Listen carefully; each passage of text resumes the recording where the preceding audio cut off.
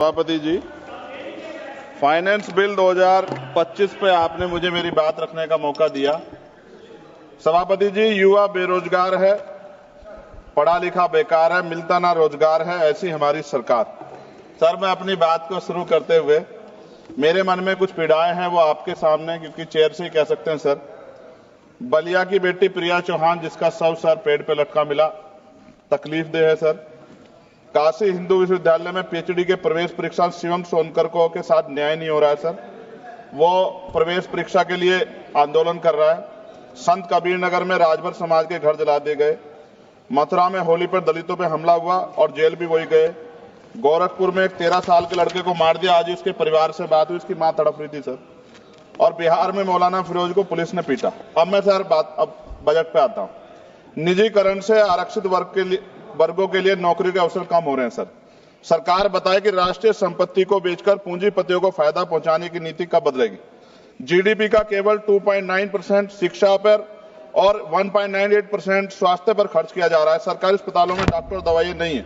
शिक्षा और स्वास्थ्य बजट पर जीडीपी का कम से कम 6% पैसा खर्च किया जाए। जो गवर्नमेंट अमेंडमेंट नंबर 144 है, उसमें आपने रिटायर्ड कर्मचारी अधिकारियों की पेंशन को कम करने का प्रावधान किया है। मेरा सरकार से आग्रह, इस अमेंडमेंट को वापस लेकर पुनः पेंशन की पुरानी प्रक्रिया बहाल की जाए। सीएमआई की 2024 की रिपोर्ट के अनुसार भारत में बेरोजगारी दर 8% से अधिक बनी हुई है। युवाओं के लिए नए रोजगार सृजन कोई ठोस नीति बजट में नहीं थी। केंद्रीय बजट 2025 मनरेगा तथा आवंटन 86,000 करोड़ रुपए पर अपरिवर्तित कार्यक्रम 9,754 करोड़ रुपए के घाटे पर चलने के बावजूद 2025-26 के बजट में धन आवंटन में कोई बढ़ोतरी नहीं की गई, जबकि मनरेगा ग्रामीण रोजगार में महत्वपूर्ण भूमिका निभाता है। लगातार रुपए कीमत गिर रही, जो चिंता का विषय, ये हम प्रधानमंत्री जी के मुंह सुनते थे जब वो मुख्यमंत्री हुआ करते थे। प्राय देखने में आता है किसान अपने ऋण के कारण आत्महत्या कर रहे हैं और सरकार उनके ऋण माफ नहीं कर रही, जबकि दूसरे बड़े उद्योगपति और कंपनियों का ऋण माफ किया जा रहा है। यह निंदनीय है। सरकार को किसानों की ओर ध्यान देना चाहिए, उनका ऋण माफ करना चाहिए। कृषि उपकरणों पर 100% जीएसटी की छूट दी जानी चाहिए। भारतीय शेयर बाजार पिछले कुछ समय से लगातार घाटे में जा रहा है। भारतीय निवेशकों का पैसा डूब चुका है, जबकि विदेशी निवेश लगातार भारतीय शेयर बाजार से पैसे निकाल रहे हैं। सरकार को इस ओर भी ध्यान देना चाहिए। कोई भी कर्मचारी अपने कुल वेतन पर वर्ष के अंत में टैक्स चुकाता है, परंतु उसके बाद भी खरीदी गई वस्तु पर कर देना पड़ता है। इस प्रकार के दोहरे कराधान से उसकी आर्थिक अक्षति होती है।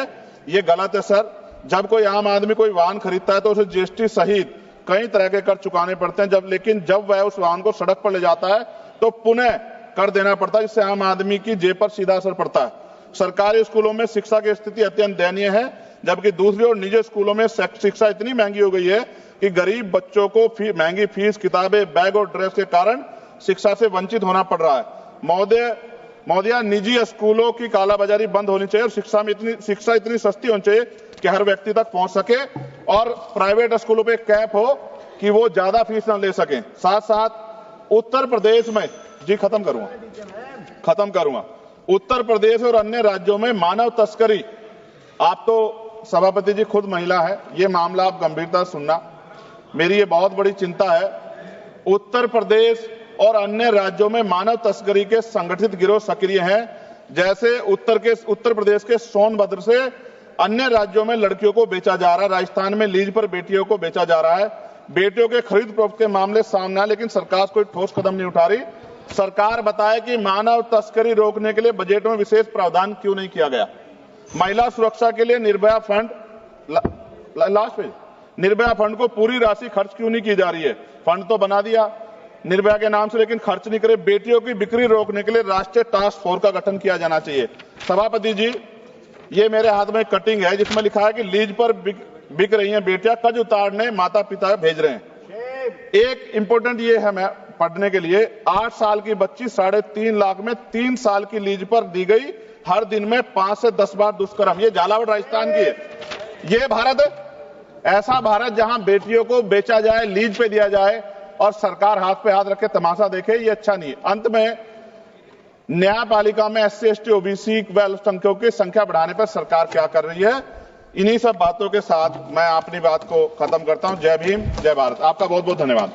2025-26 के लिए रेल मंत्रालय की अनुदान मांगों पर चर्चा में आपने मुझे मेरी बात रखने का मौका दिया और अच्छी बात यह है कि माननीय मंत्री जी भी यहां मौजूद हैं।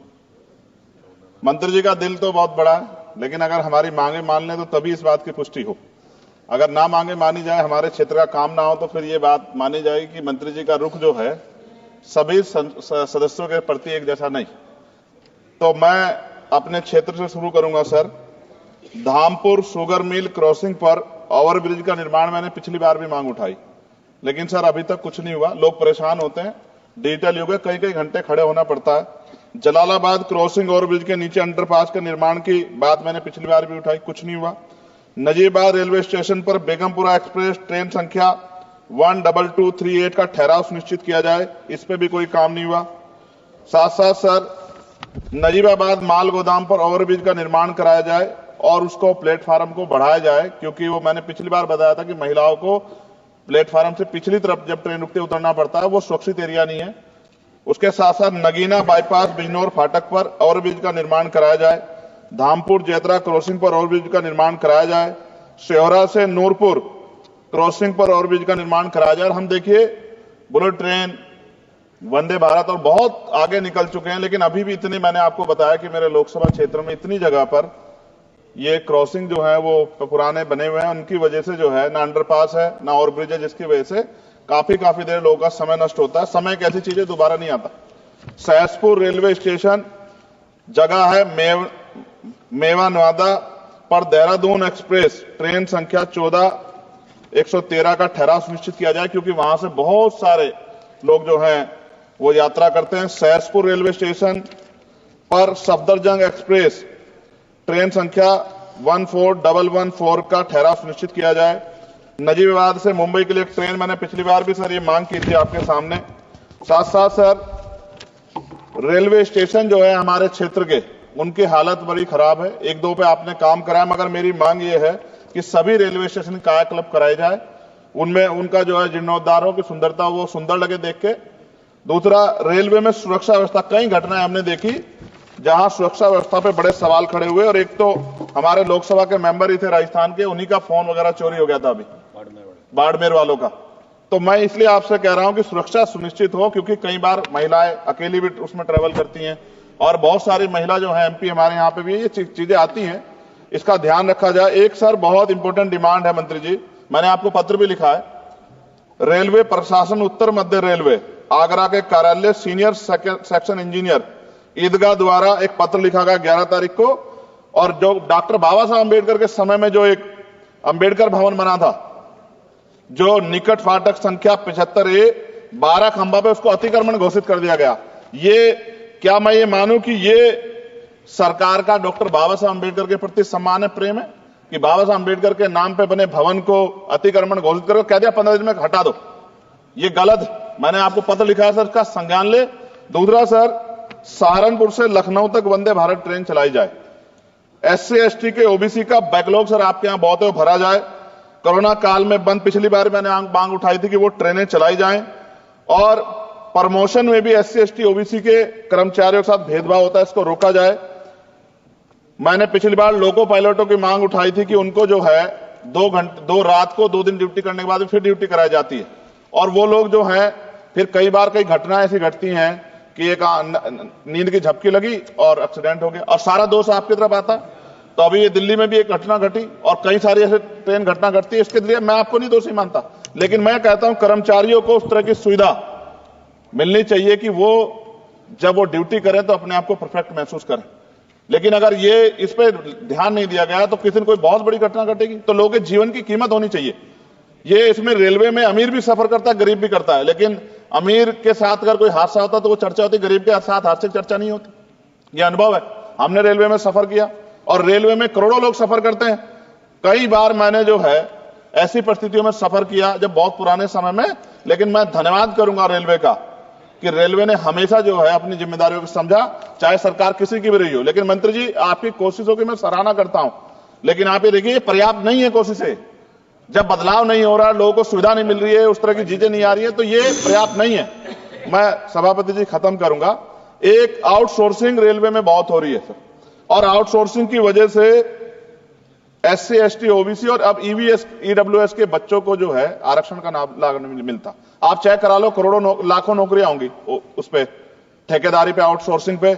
और जब सरकार कहती है सबका साथ सबका विकास, तो आप मेरा ये सवाल है कि जब इन लाखों नौकरियों में रिजर्वेशन का पालन नहीं हो रहा, जबकि DOPT गाइडलाइन है, तो फिर मैं क्यों ना मानूं कि सरकार नहीं चाहती कि SC ST OBC और EWS जो हैं, जो सामान्य जाति गरीब बच्चे, उनको जो आरक्षण के लाभ से वंचित करने का काम सरकार कर रही है। ये क्या सही है?